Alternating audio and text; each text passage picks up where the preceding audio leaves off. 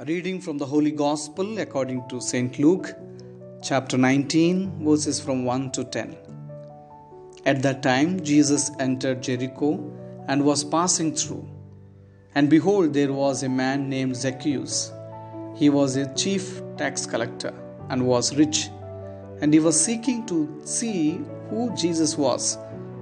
But on account of the crowd, he could not. But he was small in stature. So he ran on ahead and climbed up into a sycamore tree to see him, for he was about to pass that way.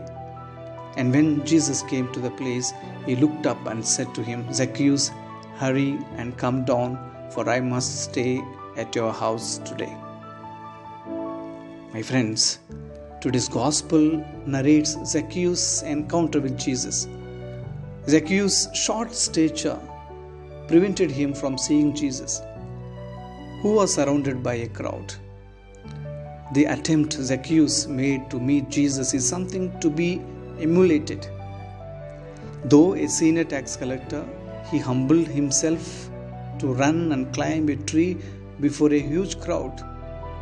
It is even more interesting and important to note that Jesus, on his part, looked up, spoke to Zacchaeus, and went on to visit his house, unmindful of public criticism. Jesus saw in Zacchaeus a man open to divine grace.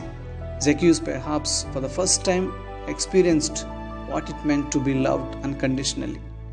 Though he was unworthy, the Lord stopped for him, lovingly gazed at him, compassionately spoke to him, and graciously stayed with him. When Zacchaeus found Jesus, his greatest wealth, all the rest of his possessions became secondary. What about you and me? Are we attached to the wealth of this world, or are we detached? Are we attached to the love of Christ, or are we detached from the love of Christ? Let's reflect today. May God bless you. Have a blessed day. Amen.